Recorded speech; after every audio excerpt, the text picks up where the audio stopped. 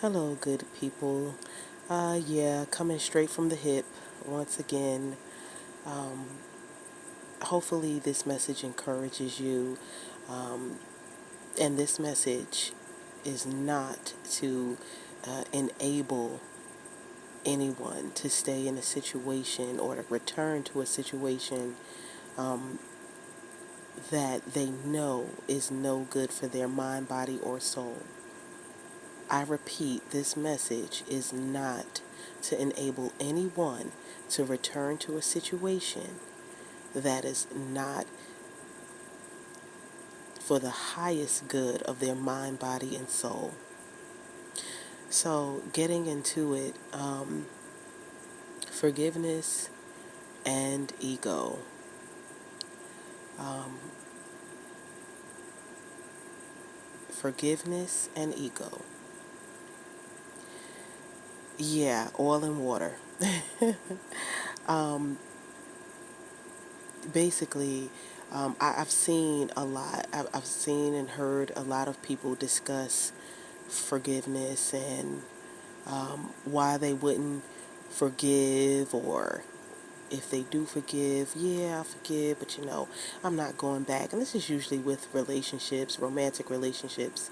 They say, oh, yeah, I forgive, but because I'm supposed to forgive, but I can't go back because, he or she did this, he or she did that.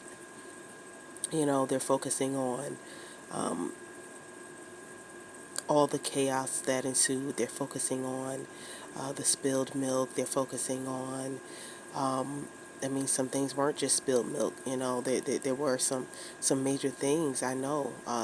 Hurt people. And the bigger the hurt that they've experienced, the bigger the hurt that they give to others. I know this. I've lived this. Um, but what I do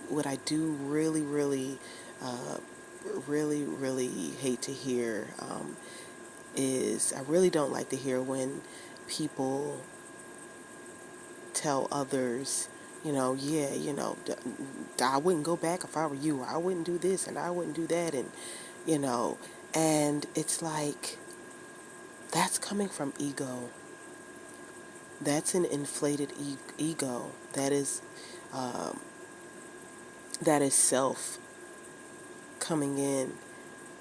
If this person wasn't violent with you, um, didn't tear you down, destroy your soul, um, or harm your children, um, then you're really letting ego get in the way of what could possibly be something that God truly has an ultimate plan for.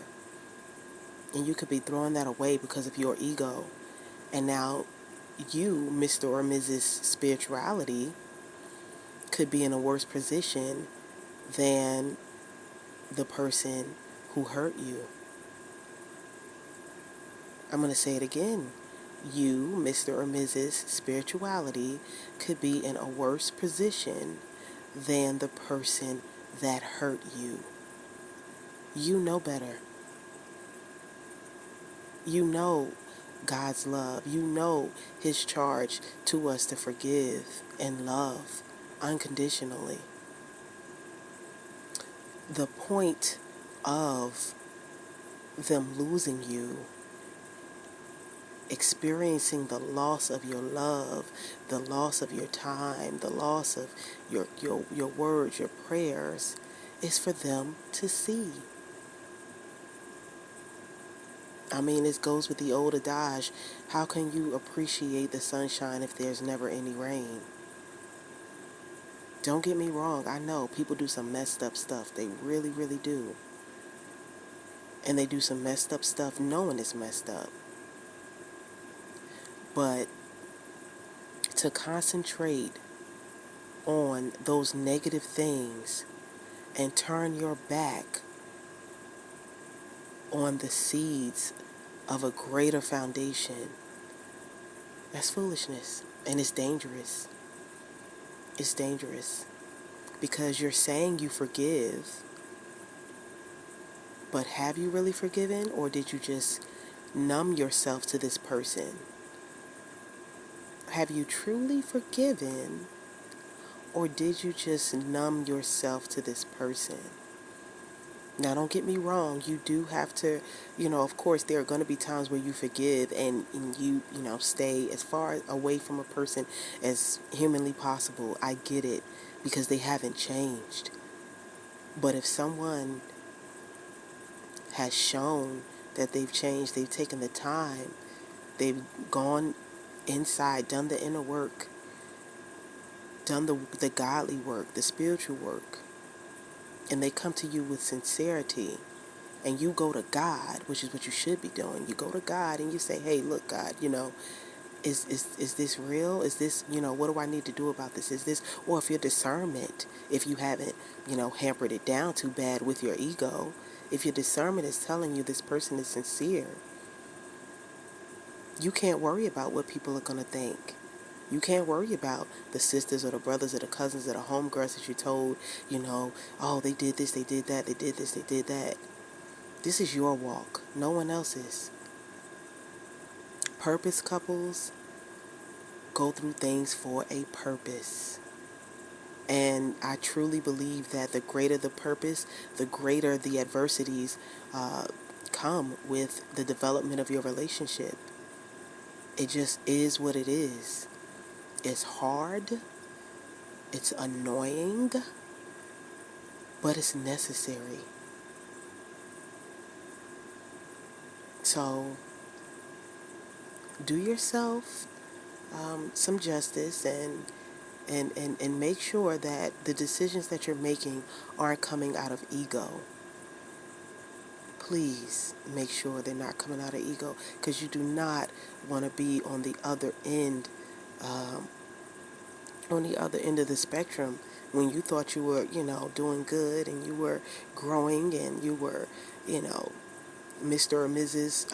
Abundant, and then come to find out you're really not. You let this person do the exact opposite of what they were supposed to do for you. Purpose couples, you're supposed to help each other grow. This is about growth. These are tests. They're not supposed to be easy. No one ever said it was going to be easy. Not a one person. Oh, you heard somebody say it was going to be easy? I'll wait. It's not easy. But when you really see what's going to happen, when you see that pot at the end of the rainbow, you know it was all worth it. Literally, it was all worth it. And it'll be like a dream. Honestly, what happened, it'll be like just a dream you had, a realistic dream. Because that person is going to be so new, so completely different than what you experienced prior. It's going to be like what happened before that was just a dream. You woke up and now you have your reality, and it's the most beautiful thing ever. But like I said, that's not for everyone. Do not use this message to enable yourself to stay in a toxic, codependent relationship. No, no, and no. But I love you. Take care.